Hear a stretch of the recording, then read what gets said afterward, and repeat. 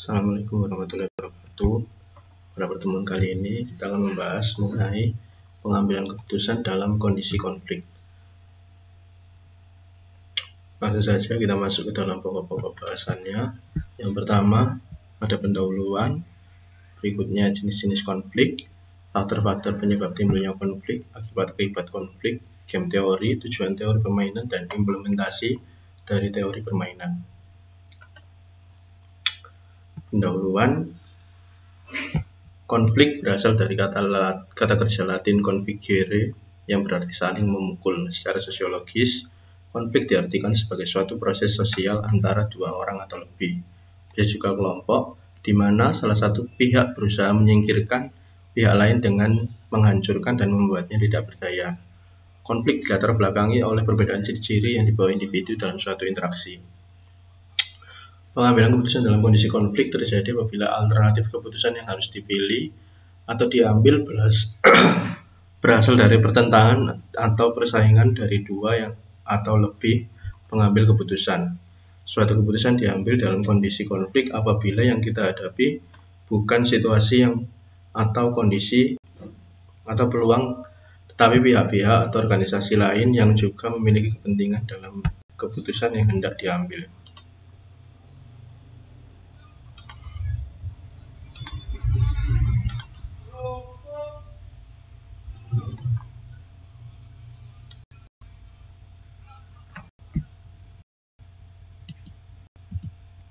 Berikutnya, jenis-jenis konflik. Konflik dilihat dari fungsinya, konflik dilihat dari posisi pihak yang terlibat di dalamnya, dan konflik dilihat dari posisi seseorang dalam struktur organisasi. Kita akan bahas satu persatu jenis-jenis konflik ini. Yang pertama, jika konflik dilihat dari fungsi, ada dua jenis dalam jenis ini. Yang pertama yaitu konflik fungsional, yang merupakan konflik yang mendukung pencapaian tujuan kelompok atau organisasi dan berguna untuk memperbaiki kinerja kelompok. Sedangkan yang kedua yaitu disfungsional konflik, yang merupakan konflik yang merintangi tujuan kelompok. Kemudian berikutnya, konflik dilihat dari pihak yang terlibat di dalamnya. Ada banyak jenis konflik berikut. Yang pertama yaitu konflik dari dalam diri individu atau konflik within the individual. Konflik ini terjadi jika seseorang harus memilih tujuan yang saling bertentangan atau karena tuntutan tugas yang melebihi batas kemampuannya. Kemudian konflik antar individu atau konflik among individual terjadi karena perbedaan kepribadian atau personality difference antara individu satu dengan individu yang lain. Kemudian konflik antara individu dan kelompok terjadi jika individu gagal menyesuaikan diri dengan norma-norma kelompok di mana tempat ia bekerja. Kemudian konflik antar kelompok dalam organisasi yang sama. Konflik ini terjadi karena masing-masing kelompok memiliki tujuan yang berbeda dan masing-masing berupaya untuk mencapainya. Berikutnya, konflik antar organisasi yaitu terjadi jika tindakan yang dilakukan oleh organisasi menimbulkan dampak negatif bagi organisasi lainnya, misalnya dalam perebutan sumber daya yang sama.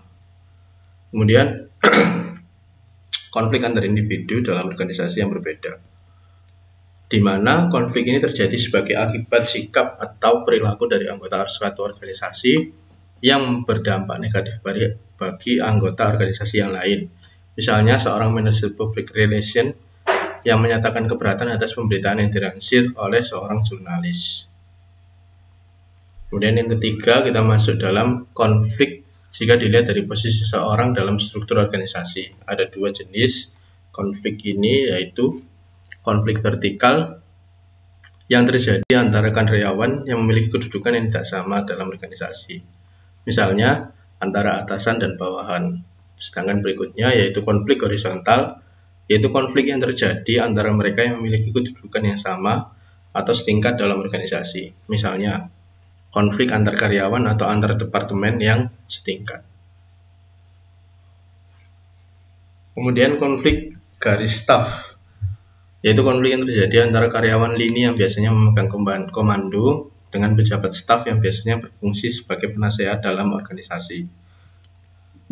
Kemudian yang Berikutnya, konflik peran, yaitu konflik yang terjadi apabila seseorang mengemban lebih dulu satu peran dan saling bertentangan. Di samping klasifikasi tersebut di atas, ada juga klasifikasi lain. Misalnya yang dikemukakan oleh Schermerhorn et al. 1982 yang membagi konflik atas substantif konflik, emosional konflik, konstruktif konflik, dan destruktif konflik. Faktor-faktor penyebab timbulnya konflik ada 3, yaitu komunikasi, struktur, dan variabel pribadi. Yang pertama, komunikasi, yaitu bisa terjadinya konflik antara dikarenakan oleh komunikasi yang kurang baik antar individu atau antar kelompok yang akhirnya menimbulkan suatu konflik.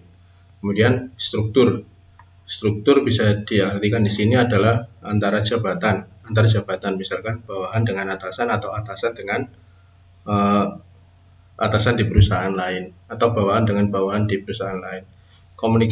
Struktur yang kurang efektif akhirnya akan menimbulkan suatu konflik atau ketidakjelasan pembagian tugas bisa menyebabkan timbulnya suatu konflik yang disebabkan oleh struktur yang kurang baik.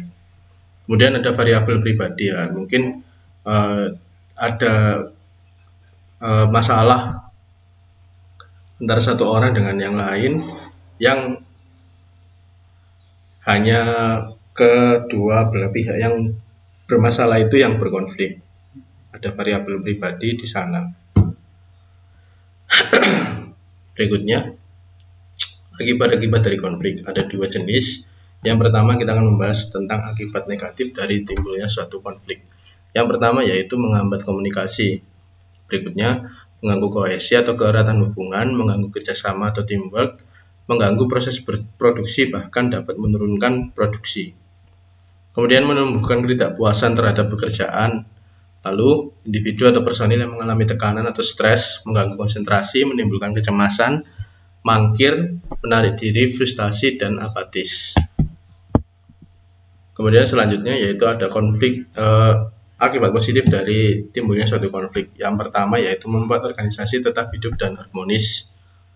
Kemudian berusaha menyesuaikan diri dengan lingkungan atau adaptif, dan sehingga dapat terjadi perubahan dalam perbaikan dalam sistem dan prosedur, mekanisme, program, bahkan tujuan organisasi. Memunculkan keputusan-keputusan yang bersifat inovatif dan memunculkan persepsi yang lebih kritis terhadap perbedaan pendapat. Kemudian berikut adalah hal-hal yang perlu diperhatikan dalam mengatasi konflik. Yang pertama, ciptakan sistem dan pelaksanaan komunikasi yang efektif, cegah konflik yang destruktif sebelum terjadi, dan tetapkan peraturan dan prosedur yang baku, terutama yang menyangkut tentang hak karyawan. Berikutnya, atasan mempunyai peranan penting dalam menyelesaikan konflik yang muncul. Ciptakanlah iklim dan suasana kerja yang harmonis, bentuklah teamwork dan kerjasama yang baik antar kelompok atau unit kerja.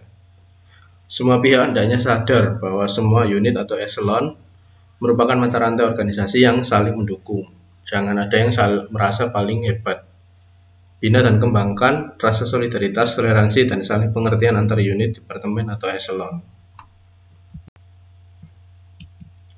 Jadi seperti itu yang perlu diperhatikan dan diantisipasi dalam mengatasi konflik dalam pengambilan keputusan. Selanjutnya kita akan masuk ke dalam game teori atau teori permainan. Menurut Dimyati, teori permainan adalah bagian dari ilmu pengetahuan yang berkaitan dengan pembuatan keputusan yang ada saat ini, yang pada saat dua pihak atau lebih berada dalam kondisi persaingan atau konflik. Pihak-pihak yang bersaing diasumsikan bersifat rasional dan cerdas. Artinya, mereka masing-masing pihak akan melakukan strategi tindakan yang rasional untuk memenangkan persaingan itu, dan masing-masing pihak juga mengetahui strategi pihak lawannya. Selanjutnya, pihak ini disebut dengan pemain. Sedangkan menurut Ayu pada 1996, game teori merupakan situasi pendekatan matematis yang merumuskan situasi persaingan dan konflik antara berbagai kepentingan. Game teori melibatkan dua atau lebih pengambil keputusan atau yang disebut dengan pemain. Setiap pemain dalam game teori mempunyai keinginan untuk menang. Tujuan teori permainan yaitu untuk menganalisa proses pengambilan keputusan dari persaingan yang berbeda-beda dengan melibatkan dua atau lebih pemain atau kepentingan. Kegunaan dari teori permainan adalah metodologi yang disediakan untuk menstruktur dan menganalisa masalah pemilihan strategi. Ada dua jenis strategi permainan yang dapat digunakan dalam game teori. Yang pertama yaitu pure strategi, yaitu setiap pemain menggunakan strategi tunggal, dan mix strategi, yaitu setiap pemain menggunakan campuran dari berbagai strategi yang berbeda-beda. Sebelum kita masuk dalam pembahasan game teori lebih lanjut, ada beberapa unsur atau konsep dasar yang sangat penting dalam penyelesaian setiap kasus dengan teori permainan. Yang pertama, jumlah pemain, yaitu kelompok pemain berdasarkan masing-masing kepentingan atau tujuannya. Ganjaran atau payoff adalah hasil akhir yang terjadi pada akhir permainan. Berkenaan dengan ganjaran ini, permainan digolongkan di dalam dua macam kategori. Yang pertama, jumlah 0 atau zero sum games, dan permainan jumlah bukan 0 atau non-zero sum games. Berikutnya, strategi permainan. Dalam teori permainan adalah suatu siasat atau rencana tertentu dari seorang pemain sebagai reaksi atas aksi yang mungkin dilakukan oleh pemain yang menjadi saingannya. Permainan diklasifikasi menurut jumlah strategi yang tersedia bagi masing-masing pemain. Berikutnya ada matriks permainan, disebut juga matriks ganjaran, yaitu sebuah matriks yang semua unsur berupa ganjaran dari para pemain yang terlibat dalam permainan tersebut.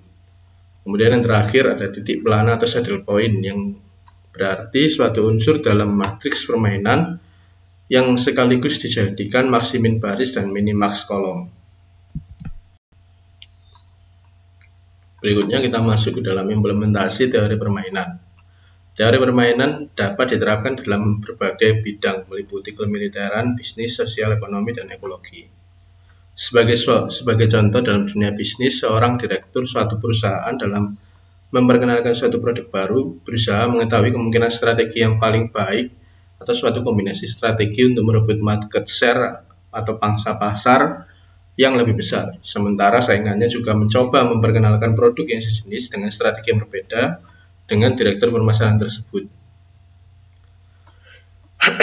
Antara lain, penurunan harga, pemberian hadiah, peningkatan mutu produk, memilih media advertasi yang efektif. Disinilah peranan teori permainan untuk menentukan strategi di mana akan diputuskan oleh direktur pemasaran tersebut untuk merebut pasar. Konsep teori permainan terdiri dari beberapa unsur dasar, yaitu angka-angka dalam matriks payoff atau biasa disebut matriks permainan, menunjukkan hasil-hasil atau payoff dari strategi-strategi permainan yang berbeda-beda. Hasil-hasil ini dinyatakan dalam suatu ukuran efektivitas seperti uang, persentase market share, atau utility. Maximizing player, yaitu pemain yang berada di dalam baris yang memenangkan atau memperoleh keuntungan permainan, sedangkan minimizing player adalah pemain yang berada di kolom yang menderita kerugian atau kekalahan. Kemudian strategi permainan adalah rangkaian kegiatan atau rencana yang menyeluruh dari seorang pemain sebagai reaksi atas perilaku pesaingnya. Dalam hal ini, strategi atau rencana tidak dapat dirusak oleh pesaing lainnya. Yang keempat, atau yang D, yaitu aturan permainan, di mana pola para pemain dalam menentukan atau memilih strategi.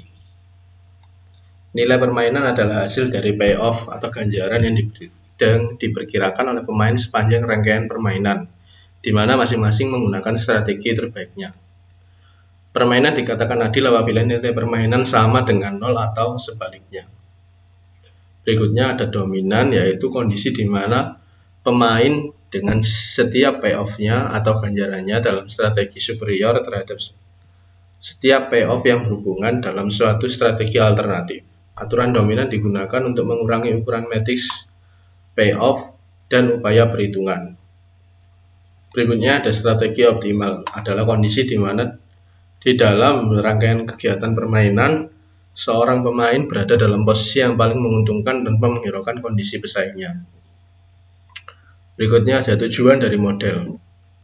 adalah mengidentifikasi strategi atau rencana optimal untuk setiap pemain.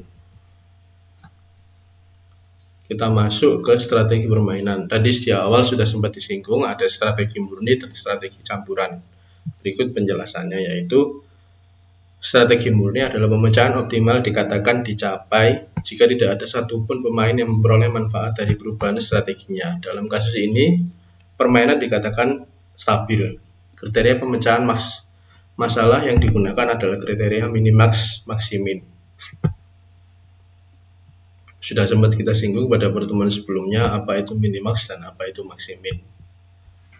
Silakan dicari sendiri karena kemarin sudah saya jelaskan. Berikutnya, strategi campuran atau mix strategi, yaitu digunakan apabila tidak ditemukan saddle point atau titik pelana. Nah, ini ada contoh soal mengenai kasus strategi murni, penggunaan strategi murni. Yang pertama yaitu dua perusahaan bersaing untuk mendapatkan keuntungan dari pangsa pasar yang ada dengan mengandalkan strategi yang dimiliki, di mana perusahaan A mengandalkan dua strategi dan perusahaan B menggunakan 3 strategi.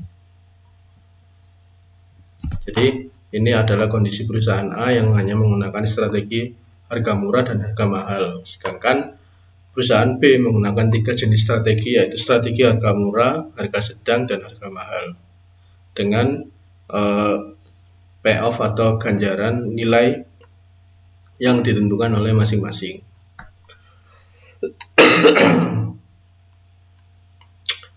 Kemudian untuk pemain penyelesaiannya, yaitu untuk pemain baris atau perusahaan A ini, pilih nilai yang paling kecil untuk setiap baris. Selanjutnya dari dua nilai terkecil tersebut, pilih nilai yang paling besar, ya ini nilai 4. Jadi dalam menentukan perusahaan A ini menggunakan metode maksimin, yaitu menentukan nilai yang paling kecil dari masing-masing strategi. Yang bisa kita lihat pada kolom strategi harga murah, nilai yang paling kecil di antara ketiga ini adalah 1, yaitu lalu ditulis di sebelah kanan. Pada kolom maksimin ditulis angka 1, dan pada kolom berikutnya yang kedua, yaitu cari nilai yang paling kecil dari ketiga jenis nilai ganjaran atau payoff ini. Lalu nilainya ketemu 4. Kemudian menentukan nilai yang paling besar dari kedua nilai maksimin ini, yaitu 4. Maka nilai yang digunakan adalah nilai 4. Kemudian untuk pemain kolom atau perusahaan B, pilih nilai yang paling besar untuk setiap kolom. Selanjutnya pilih nilai yang paling baik atau paling kecil perusahaan B, yaitu 4, atau rugi yang dihasilkan paling kecil. Jadi untuk perusahaan B, pilih nilai yang awalnya paling besar. Metode ini menggunakan metode minimax. Nilai yang paling besar dalam kolom strategi harga murah adalah angka 8. Kemudian strategi harga sedang ini yang paling besar ini adalah angka 9, dan strategi harga mahal ini yang paling besar adalah 4. Kemudian setelah menentukan minimax ini, diambillah nilai yang paling kecil dari ketiga hasil minimax ini, yaitu angka 4. Kemudian kesimpulannya, pemain baris dan pemain kolom sudah memiliki pilihan strategi yang sama, yaitu nilai 4 atau nilai optimalnya sebesar 4. Pilihan tersebut berarti bahwa meskipun perusahaan A menginginkan keuntungan yang lebih besar, tetapi tetap hanya akan memperoleh keuntungan maksimal sebesar 4 dengan strategi harga mahal. Begitu juga dengan B, kerugian yang paling minimal adalah 4 dengan merespon strategi A dengan strategi harga mahal. Penggunaan strategi lain berdampak menurunnya keuntungan A dan meningkatnya kerugian B. Jadi ketika kondisi optimalnya adalah berada di nilai 4. Seperti itu. Kita masuk ke keterangan. Ini soal yang selanjutnya, yaitu perusahaan A memilih strategi S1, maka perusahaan B akan memilih S1, sehingga payoff perusahaan A adalah 1 saat A memilih strategi 2. Ini penjelasan dari soal yang awal tadi. Penjelasannya mengenai perusahaan A. Saat perusahaan A memilih strategi S1, maka perusahaan B akan memilih S1, strategi 1 juga. Sehingga payoff perusahaan A adalah 1. Saat A memilih strategi 2, maka perusahaan B akan memilih strategi 3, sehingga payoff perusahaan A paling optimal jika memilih strategi harga mahal. Kemudian pada perusahaan B memilih strategi 1, maka perusahaan A akan pilih strategi 2, sehingga kerugian yang diderita perusahaan B adalah sebesar 8. Saat perusahaan B memilih strategi 3, maka perusahaan A akan memilih strategi 2 juga, sehingga kerugian pada perusahaan B adalah 4. Perusahaan B akan optimal jika strategi yang digunakan adalah strategi harga mahal juga, atau S3. Dari kasus di atas, dan karena adanya perkembangan yang terjadi di pasar, maka perusahaan A sekarang menambah satu lagi strategi bersaingnya dengan juga mengeluarkan produk berharga sedang, di mana hasilnya dalam tabel berikut. Jadi kondisi awal yang tadinya perusahaan A ini mempunyai 2 strategi, karena perkembangan pasar dia juga menambahkan strategi bersaingnya, menambah satu lagi strategi, yaitu strategi sedang. Ini soal yang lain. Jadi perusahaan A mempunyai 3 jenis strategi, dan perusahaan B juga mempunyai 3 jenis strategi. Kemudian penyelesaiannya, yang pertama yaitu cari maksimin dan minimax seperti strategi murni, maka diperoleh angka penyelesaian yang berbeda. Jika kita melihat pada maksimin, nilai yang paling kecil adalah -1, sedangkan pada strategi minimax, nilai yang paling kecil adalah 5. Berikutnya, masing-masing pemain menghilangkan strategi yang menghasilkan keuntungan dan kerugian terburuk. Bagi perusahaan A, S2 adalah strategi terburuk karena dapat menimbulkan kerugian atau karena adanya nilai minus. Sedangkan bagi perusahaan B, strategi paling buruk adalah karena menimbulkan kerugian terbesar. Jadi dikurangi strategi yang tadi, disederhanakan dan dihilangkan yang memungkinkan timbulnya terjadinya kerugian. Jadi terbentuklah kondisi baru atau kombinasi baru seperti berikut. Dengan menghilangkan S2 pada perusahaan A dan S3 pada perusahaan B. Berikut kombinasi barunya. Kemudian langkah selanjutnya dengan memberikan nilai probabilitas pada kemungkinan digunakannya kedua strategi bagi masing-masing perusahaan. Untuk perusahaan A, bila kemungkinan berhasil menggunakan strategi S1 adalah sebesar B, maka kemungkinan keberhasilan digunakan strategi 3 adalah 1 min B. Begitu juga dengan pemain B, bila kemungkinan keberhasilan penggunaan strategi S1 maka nilainya sebesar Q, dan kemungkinan keberhasilan digunakan strategi S2 adalah 1 min Q. Dicoba diingat-ingat dulu, strategi S1-nya adalah B, S3-nya adalah 1 min B, S1 bagi perusahaan B adalah Q, dan S2 bagi perusahaan Q adalah 1 min Q. Lalu mencari besaran probabilitas setiap strategi untuk menghitung saddle point yang optimal. Bagi perusahaan A, dengan kondisi bila strategi A direspon B dengan S1, maka 2P ditambah dengan 6 dalam kurung 1 min P sama dengan 2P plus 6 min 6P sama dengan 6 min 4P. Kemudian bila strategi A direspon dengan direspon B dengan strategi 2, maka nilai yang ada adalah 5P plus 1 5P plus 1 dalam kurung 1 min P sama dengan 5P plus 1 min P atau sama dengan 1 plus 4P. Apabila digabung, 6 min 4P sama dengan 1 plus 4P, maka 5 sama dengan 8P. Untuk mencari nilai P, 5 per 8 sama dengan 0,625. Apabila P sama dengan 0,25, maka 1 min P adalah 0,375. Lalu mengembalikan nilai P tersebut ke dalam persamaan yang pertama dan persamaan yang kedua, maka timbullah hasil yang sama, yaitu 3,5 pada persamaan ke-1 dan 3,5 hasil dari persamaan yang kedua.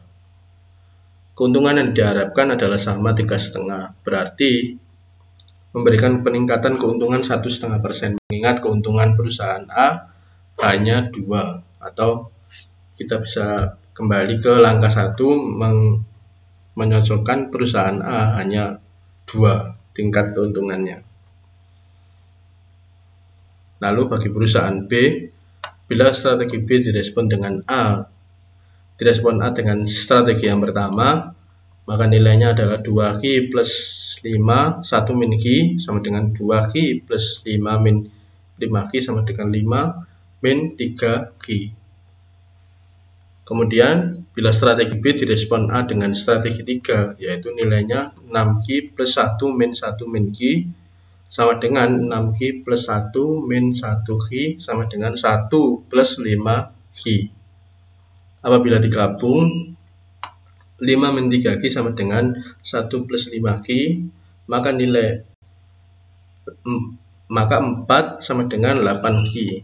Atau jika kita mencari nilai Q sama dengan 4 per 8 atau nilainya setengah, maka Q nilainya setengah dan 1 min Q nilainya juga setengah. Kita masukkan ke persamaan. Kita ingat nilai Q dan 1 min Q adalah sama, yaitu 0,5. Maka nilai dari persamaan pertama dan persamaan kedua kita masukkan nilainya juga hasilnya sama 3,5, dan pada persamaan pertama dan persamaan kedua juga sama, yaitu 3,5. Kerugian minimal yang diharapkan sama, yaitu 3,5. Pada langkah pertama kerugian minimal adalah 5. Dengan demikian perusahaan B bisa menurunkan kerugian sebesar 1,5%. Kemudian kesimpulannya dari contoh soal strategi campuran tadi,